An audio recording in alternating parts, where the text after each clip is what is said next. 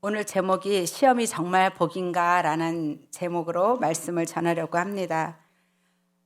이 시험에 대한 말을 하려고 하다 보니까 좀 어린 친구들이 많아서 이 아이들한테는 벌써부터 이런 설교를 듣게 해야 하나 하는 생각도 들긴 하지만 그래도 이제 골라가면서 아이들 마음에 어릴 때 들었던 것이 생각나서 이 다음에라도 꺼냈으면 좋겠습니다.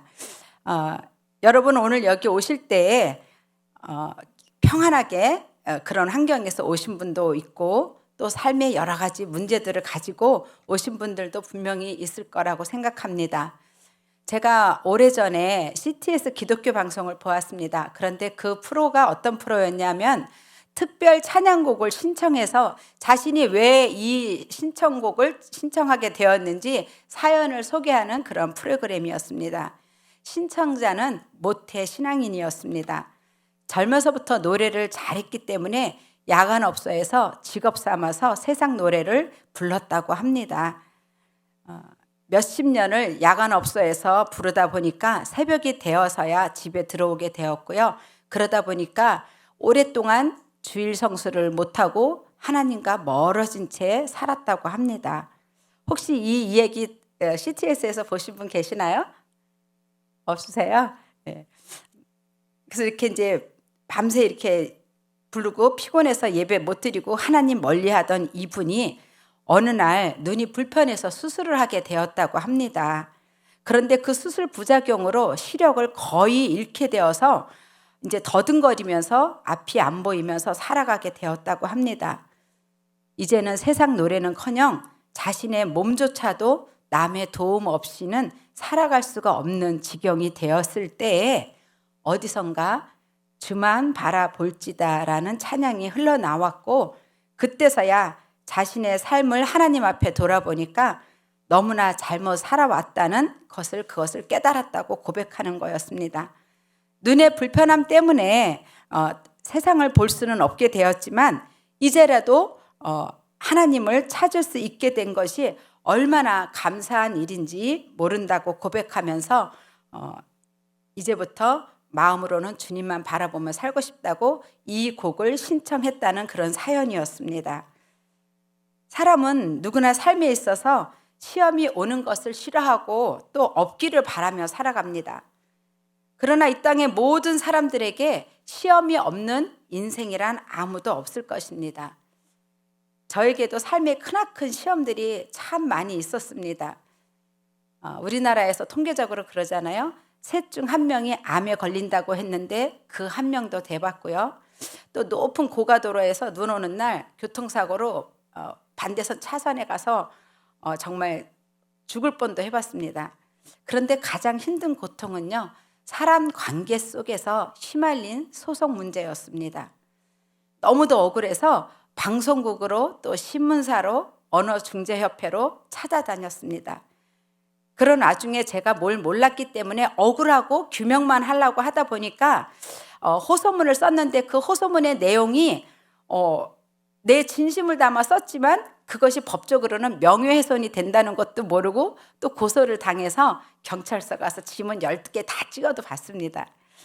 근데 그때 너무 제가 억울해서 정말 자다가도 벌떡 일어나고 어머 정말 어떻게 이게 끝이 안 나는 거예요. 이 소송 문제가. 그래서 그때 제가 사람들이 너무 억울해서 아무도 알아주지 않으니까 자살도 하기도 하는구나 라는 그런 생각이 들 정도로 고통스러웠었습니다. 그때 사람들은 저에게 오카는 목사님의 시험에는 뜻이 있다. 또 나의 고통 누구 탓인가. 시험이 없는 인생은 없다. 이런 종류의 책들을 저한테 위로한다고 힘이 되라고 이런 책들만 사주는 것이었습니다. 그런데 누군가가 이런 말 했잖아요. 시집살이가 싫어서 정말 징그러워서 시금치에 시자도 싫다고. 그런데 저는 고통의 기억자도 정말 싫었었습니다. 이 일이 지나고 나면 또 저 일이 일어나고 저 일이 일어나고 나면 또 다른 일들이 찾아오는 그것이 인생이라는 것을 살아보니까 이제 깨닫게 되었습니다. 어느 날 제가 성경을 보는데 창세기 47장에 야곱이 이제 애굽 땅에 가서 바로왕을 만났을 때 바로왕한테 한 말이 그거입니다. 내 나이 127세인데 내가 험악한 세월을 보내온 나이다 라는 고백하는 그 본문을 읽으면서요, 저는 그때 40대였지만 내가 이 다음에 늙으면 이런 야곱과 같은 이 고백을 나랑 똑같은 마음이네, 나도 이 고백을 이 다음에 이렇게 할 수 있을 것만 같이럼 고통스러운 그런 세월을 보낸 적이 있었습니다. 오늘 본문은 우리가 아까 본문에서 읽어봤잖아요. 1장 2절을 한번 제가 같이 읽어보겠습니다. 내 형제들아, 너희가 여러 가지 시험을 당하거든 온전히 기쁘게 여기라. 이 본문을 보면은요, 우리가 시험을 당하고 고통을 당할 때 온전히 기쁘게 여기라고 이렇게 말을 합니다. 그런데 여기에서 보면은 시험이라는 단어는요, 어려운 일이거나 또는 평안이나 행복의 패턴을 깨뜨리는 어떤 것을 의미하지만 동사로 바뀌게 되면은요, 사람의 성격이나 물건의 성질을 알아보기 위해서 시험하다의 그런 뜻을 가지게 되는 것입니다. 그런데 오늘 본문은 1절에서 읽었지만 서신서인데 수신자가 누구냐 하면은요, 흩어져 있는 12지파라고 분명히 첫머리에 기록한 것을 보면은요, 1차적인 청중은 박해 때문에 흩어진 믿는 유대인들이었다는 것입니다. 그러니까 본문은 믿지 않는 자들을 대상으로 한 것이 아니라 우리같이 믿음을 가진 사람들을 대상으로 이 편지를 보냈다는 것입니다. 시대는 바뀌었지만 현재 우리가 성경을 읽고 있는 여러분과 저, 또 믿음이 있는 많은 사람들이 이 본문의 2차적인 독자가 된다는 것입니다. 당신은 예수님을 믿는 믿음 때문에 박해를 받았지만 이 땅에 사는 우리들은요, 이제 신앙의 박해는 이 땅의 우리나라에는 아직은 없습니다. 그렇지만 우리의 인생에서 시험과 고난은 비껴나갈 수가 없다는 것을 오늘 본문이 말해주고 있는 것입니다. 특별히 저와 여러분 같이 이 믿음이 있는 자들에게 시험 고난이 올 때 우리는 어떻게 반응해야 하는가가 오늘 본문의 내용입니다. 이 본문 내용을 들으시고 그냥 너무 쉽게 내가 판단했다, 남의 일에 대해서, 또 아니면 아직까지 나는 고통이 안 왔기 때문에 마음에 와닿지 않는다 할지라도 하나님의 말씀이 우리 인생 가운데 다 우리에게 일어날 수 있는 일들을 주시는 거니까 잘 듣고 깨달으셨으면 좋겠습니다. 흔히들 야고보서를 말할 때요, 행함이 없는 믿음은 죽은 믿음이다 라고 이렇게 많이 이런 말을 강조를 많이 합니다. 그래서 사람들이 잘못할 때 행위 중심의 그런 서신서 같이 느껴지지만 사실 이 야고보서는요, 행위 중심의 구원을 말하는 것이 아닙니다. 믿음에 수반되는 행위들을 말하고 있는 것입니다. 믿음에 따른 시험, 믿음에 따른 말, 믿음에 따른 구제 등을 나타내주는 삶이 참 신자다운 삶이라는 것을 야고보서 전체 중심적으로 우리에게 들려주고 있다는 것입니다. 그 중에 첫 번째가 시험을 대하는 우리 신자들이 어떻게 통과해야 되는지 문제라는 것을 보여주는 것입니다. 그러기 위해서 야고보 사도는요, 신사적인 언어로 부드럽게 권면하는 것이 아니라 강력하게 명령어로 권면한다는 것입니다. 그 첫 번째 명령어는 무엇이냐면 2절에 여기라입니다. 너희가 여러 가지 시험을 당하거든 온전히 기쁘게 여기라는 것입니다. 그런데 성도 여러분, 이 말에 얼마나 공감하십니까? 여러분 그러실 수 있습니까? 아무리 믿음이 좋다 해도 이렇게 생각하는 분은 없을 것입니다. 여기에서 여러 가지라는 말은요, 원어적으로 여러 색깔을 의미하는데 각기 다른 형태, 또 다른 성격으로, 또 다른 강도로 찾아온다는 것을 말하는 것이고요. 만나 거든이라고 돼 있잖아요.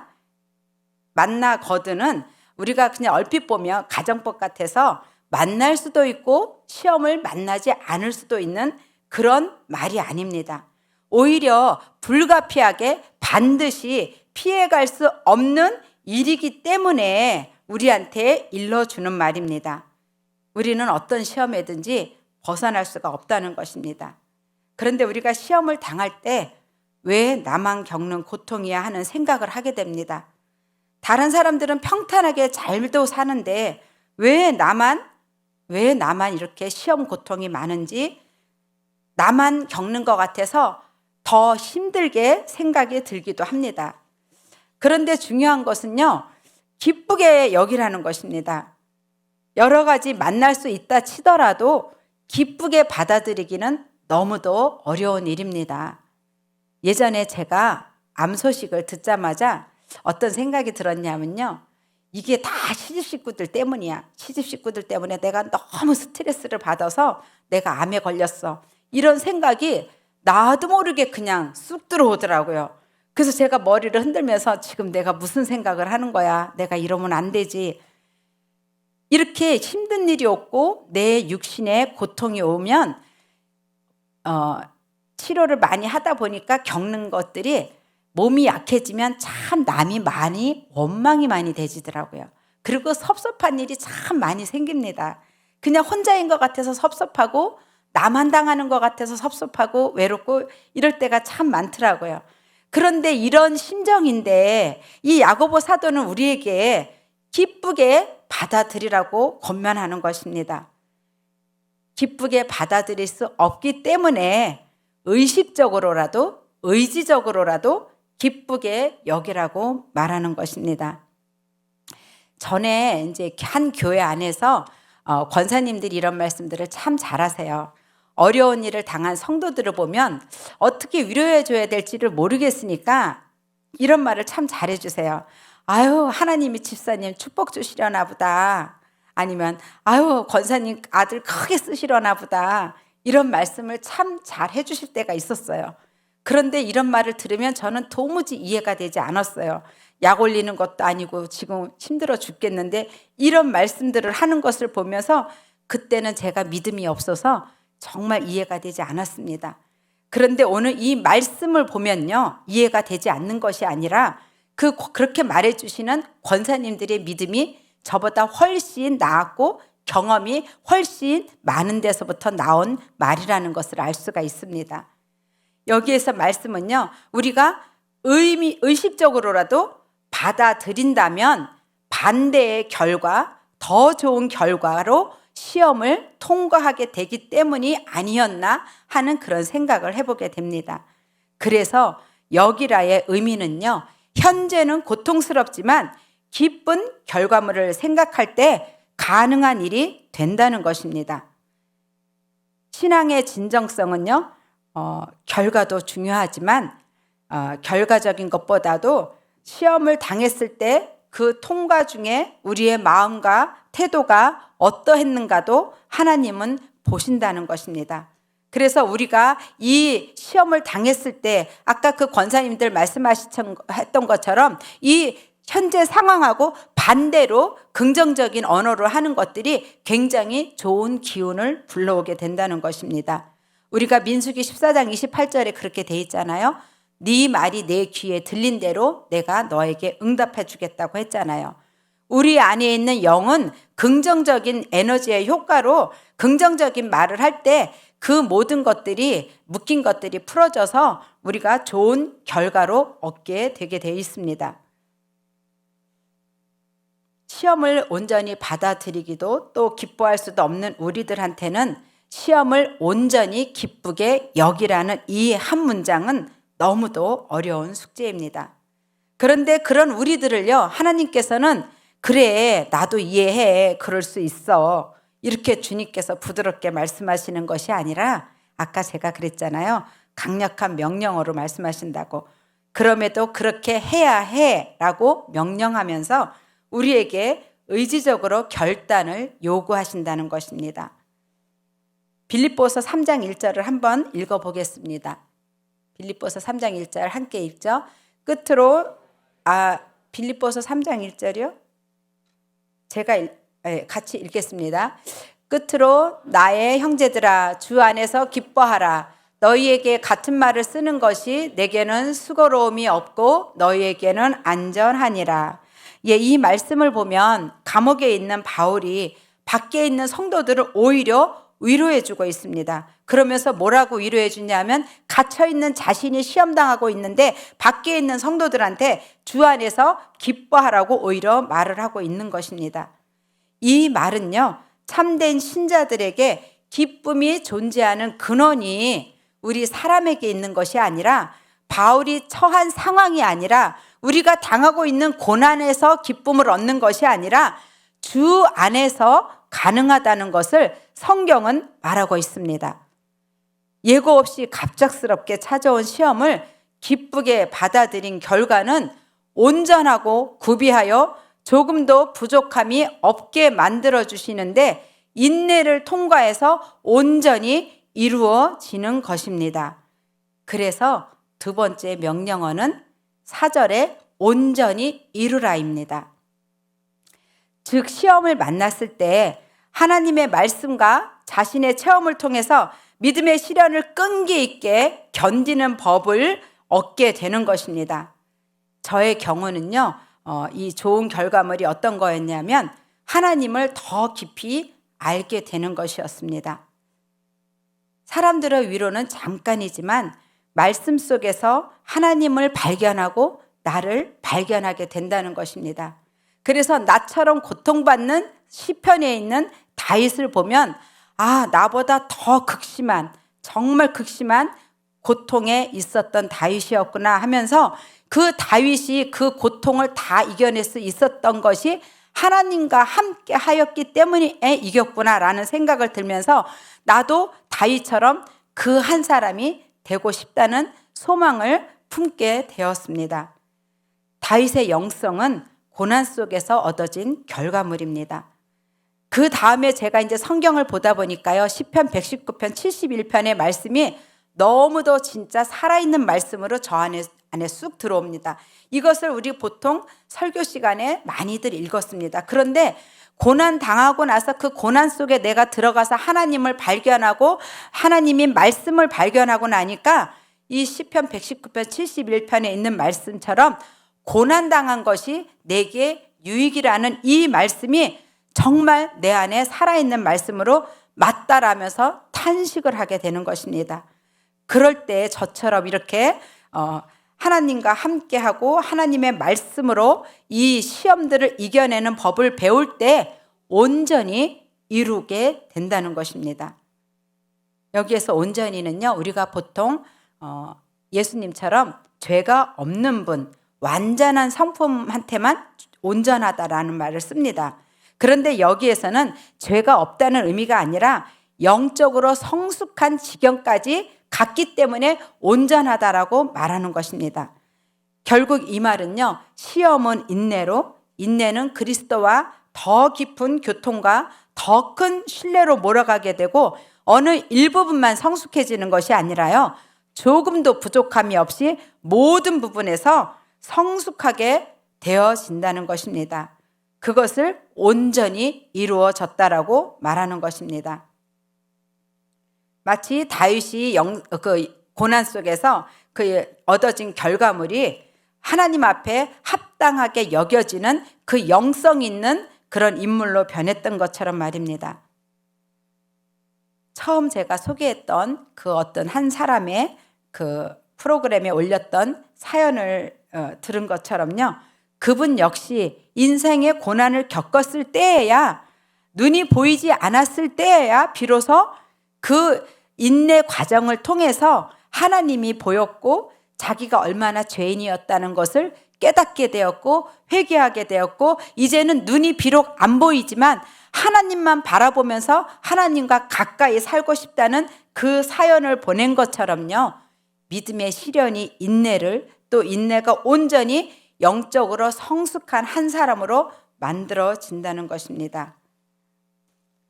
그런데 우리가 지금 제가 말씀드렸죠, 온전히 기쁘게 여기고 또 우리가 인내로 또 우리가 이것들을 다 이렇게 온전히 이루어야 되는 하나님의 이 명령어가 있는데도 혹여라도 그거 나 머리로는 다 알아. 누가 그걸 몰라? 지식적으로는 다 알아요. 내가 고난당하 보면은 지식적으로 안 것 것이라도 꺼내서 한번 그렇게 해보면 좋은데 하다가 말게 됩니다. 왜냐하면 너무 힘들거든요. 기도할 힘도 안 생기고 뭐 할 힘도 안 생기고 다 자잘하고 뭘 할 생각이 안 듭니다. 그렇게 해서 내 힘으로 자꾸 해보려고 하다 보니까 이 고통의 이 모든 사건들을 내 힘으로 풀려고 하다 보니까 오히려 주저앉게 되고 그 고통의 오랜 세월을 보내게 됩니다. 그럴 때 많은 사람들이 신앙에서 주저앉게 된다는 것입니다. 하나님은 나와 함께 하지 않아. 하나님은 나랑 관심이 없는 것 같아. 라고 혼자 생각하면서 교회도 떠나고 공동체도 떠나고 신앙에서 멀어지는 그런 사람들이 있게 될 수가 있습니다. 그럴 때를 대비해서 오늘 주님께서는 우리에게 대비책을 하나 주십니다. 그것은 세 번째 명령어인 구하라입니다. 무엇을 구하라고 하냐 하면요, 지혜를 구하라고 합니다. 아니, 고통 속에서 시험당하고 있는데 왜 지혜를 구하라고 하는지 이해가 안 가시죠? 여기서 지혜라고 하는 것은요, 우리가 철학적이고 사변적인 어떤 지혜, 세상의 지혜를 말하는 것이 아닙니다. 여기서 지혜를 구하라고 할 때 지혜는요, 하나님의 뜻을 알게 하는 지혜, 성령의 나타나심과 능력으로만 깨닫게 해주는 지혜, 그 지혜를 얻으라고 기도를 통해서 구하라는 것입니다. 시험의 문제를 하나님 앞에 갖고 나와서 기도할 때만이 해결점이 있다는 것입니다. 기도할 때 성령님께서 분별력을 주시고 또 가르쳐 주시고 이기게 하신다는 것입니다. 이 고통이, 이 시험이 어디서부터 왔는지 내가 풀 수 없습니다. 사랑 관계에서 묶인 것도 우리가 풀 수 없습니다. 그럴 때는 어떻게 해야 되죠? 애매한 고난을 받거나 오해를 받거나 교회 공동체 안에서 힘든 일을 당할 때 이 시험들을 어떻게 이겨내실 겁니까? 그냥 다 꼴보기 싫으니까 교회 떠나면 됩니까? 하나님은 그럴 경우도 오늘 이 말씀을 적용해 보시라는 것입니다. 내가 왜 이런 일을 당하는지 너무 억울하고 알 수는 없지만 하나님 앞에 기도하고 구하면서 하나님, 이게 어떻게 됐는지 저는 모르겠습니다. 하나님 깨닫게 해주세요. 성령님 알게 해주세요. 이렇게 하면서 하나님 앞에 구하면 내가 인간적으로 다가서서 내가 푸는 것이 아니라 먼저 하나님 앞에 문제를 내놓으면 하나님이 개입하셔서 하나님께서 풀어주신다는 것입니다. 우리가 모든 세상의 모든 일이나 사람 관계나 이 교회 안에서나 이 문제가 있거나 애매한 고난을 받을 때는요, 이건 다 육으로 묶이는 겁니다. 육으로 묶인 걸 육으로 풀려고 하면 절대 풀리지 않습니다. 우리가 육으로 묶인 것은 먼저 내 안에서 영적으로 풀어져야 그 바깥에 있는 육적인 것들은 외적인 것들이 풀어진다는 원칙이 있습니다. 그래서 우리는 영으로 하나님 앞에 기도하러 나올 때만 해결될 수 있다는 것입니다. 동의하십니까? 아멘. 하나님이 주시는 시험이 아닐지라도 우리가 당하는 이유를 알 수가 없다고 해도 전능하신 하나님은 나의 모든 것을 다 아시기 때문에 그 전능하신 하나님에 대한 믿음을 가지고 기도하라는 것입니다. 그 기도가 고난 중에 어려움을 헤쳐나갈 수 있는 지혜와 분별력을 갖게 해줍니다. 그래서 내 힘으로 내 방법으로 하는 것이 아니라 하나님 앞에 물으며 또 물으며 한 걸음씩 나아가게 된다는 것입니다. 한 가지 유의할 것은요, 우리는 기도 조금 하고 바로 응답이 올 줄로 그렇게 생각합니다.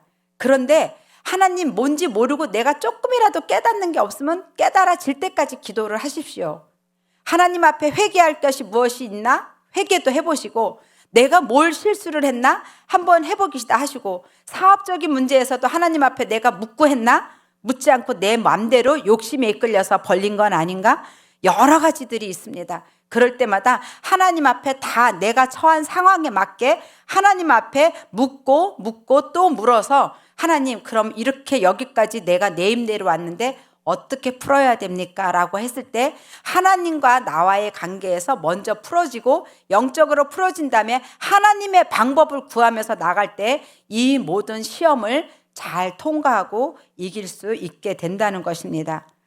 이것은 저의 경우 그랬습니다. 정말 억울하고 정말 죽고 싶고 뭐 어떻게 정말 제가 애가 셋이니까 안 죽고 살았어요. 아이들 때문에 너무 진짜 막 자다가도 벌떡벌떡 일어났었어요. 근데 이럴 때 그때 저는 믿음이 없어서 이렇게 이 말씀을 몰라서 그렇게 하지를 못했어요. 참 바보같이 살았죠. 그런데 나중에 이 성경을 보니까 우리가 모든 인생을 살 때 삶의 구비구비마다 하나님이 어떻게 살라는 것이 성경에 다 있습니다. 그런데 우리는 성경을 그것을 나한테 대입시키고 내 속에 채우지 않고 지식으로만 듣기 때문에 이것이 어려울 때는 내가 꺼내 쓰는 도구가 안 된다는 것입니다. 우리가 이제 바로 응답 올 줄 알고 기도 조금 하고 포기하는 사람들이 있게 된다고 했는데요. 그러다 보면 하나님은 나와 함께하지 않는다고 불신하게 되고 또 교회도 떠나게 된다고 했잖아요. 근데 하나님은 늘 그분을 위해서 바라보고 계시는데 하나님은 뭔가 열어주시려고 기다리고 있는데 본인이 하나님 앞에 찾고 구하지 않기 때문에 얻지를 못하는 것입니다. 그래서 마음이 흔들거리는 사람을 보고 오늘 성경에서는 두 마음을 품는 사람이라고 합니다. 엘리야는 이런 사람들을 가리켜서 너희가 어느 때까지 둘 사이에서 머뭇머뭇거리냐고 책망을 합니다. 문제 앞에 아직도 머뭇거리면서 기도도 하지 않고 신앙을 포기하는 여러분이 되지 않기를 저는 소망합니다. 기도를 통하여서 성령이 연약하여서 내가 빌 바를 알지 못할 때 성령께서 나를 도와서 기도를 도와주신다는 사실을 기억하면서 기도하며 나가시기를 바랍니다. 고난 앞에 나 자신이 얼마나 무능하고 약한지를 깨닫는 그때에 주님은 일을 하신다는 것입니다. 그래서 믿는 자는 오직 주님을 믿는 믿음으로만 살아가게 된다는 것입니다. 이렇게 통과된 자들에게는요, 두 가지 복이 주어지게 됩니다. 눈에 보이는 복과 믿음의 눈으로 보게 되는 복이 있습니다. 여기에서 복은요, 우리가 단순히 시험이 없어져서 근심이 없어지는 그런 복을 말하는 것이 아닙니다. 여기 성경 9절에서 10절을 보면은요, 낮은 형제는 자기의 높음을 자랑하고 부한 자는 자기의 낮음을 자랑할지니라고 되어 있잖아요. 이게 무슨 말이냐면요, 자존감이 낮았던 자, 이런 시험을 통해서 하나님이 나와 함께 하시고 나는 하나님의 자녀라는 것 때문에 내 낮은 자존감이 높아지게 되고요, 예수님 때문에 높아지게 되고요, 또 돈이 많았던 부자는 돈을 자랑했는데 이제는 돈을 자랑하는 것이 아니라 예수님 앞에 낮아져서 예수님 앞에 자신을 낮추고 겸손하게 되어지는 그런 변화를 겪게 된다는 것입니다. 이것이 마치 바울이 나의 나된 것은 다 하나님의 은혜라고 간증하는 것처럼 그렇게 된다는 것입니다. 이것을 본문에서는 자랑이라고 여러 번 나왔지요. 이럴 때 주님은 영광을 받게 된다는 것입니다. 그렇습니다. 우리는 어려운 것 같지만 이런 시험과 인내를 통과한 결과물을 통하여 다른 사람에게 간증할 수 있는 신자들이 되어야만 합니다. 또 다른 복은요, 12절에 있습니다. 시련을 견디어낸 자는요, 여기서 뭐라고 했냐면 시련을 견디어낸 자를 다른 성경에서는요, 옳다 인정함을 받은 자로 번역이 되기도 합니다. 이런 자들에게는요, 마지막 종국에 면류관을 받게 된다는 것입니다. 우리 베드로전서 1장 6절에서 7절까지 마지막으로 같이 합독하면서 읽겠습니다. 너희가 이제 여러 가지 시험으로 말미암아 잠깐 근심하게 되지 않을 수 없으나 오히려 크게 기뻐하는도다. 너희 믿음의 확실함은 불로 연단하여도 없어질 금보다 더 귀하여 예수 그리스도께서 나타나실 때에 칭찬과 영광과 존귀를 얻게 할 것이니라. 예, 우리가 이 시험을 잘 끝까지 이 인생에서 통과하고 하나님이 인정해서 정말 도장을 꽝꽝꽝 치실 때 우리에게 생명의 면류관을 주신다는 것입니다. 마치 고대 마라톤 경기에서 끝까지 마라톤 경기를 완주해서 승리한 자에게 승리의 월계관을 씌워주듯이 우리에게는 우리 인생 삶에서 우리가 믿음으로 이렇게 이겨낼 때 우리가 마지막에는 하나님께서 생명의 면류관을 우리에게 주신다는 것입니다. 믿어지십니까? 아멘. 네. 고난이 힘든 것은요, 내 힘으로 풀려니까 힘든 것입니다. 하나님의 방법으로 전심으로 하나님 앞에 기도하면서 하나님의 뜻을 구하면서 나가는 여러분이 되셨으면 좋겠습니다. 그 방법을 몰라서 평생 끝까지 다람쥐 쳇바퀴 도는 그런 인생 살지 않으셨으면 좋겠습니다. 결론적으로 모든 고난은 믿음을 강화시키고 잘 견디어서 믿음을 끝까지 지켜내기 위한 도구일 뿐이라는 사실을 기억하며 사시는 여러분 되셨으면 좋겠습니다.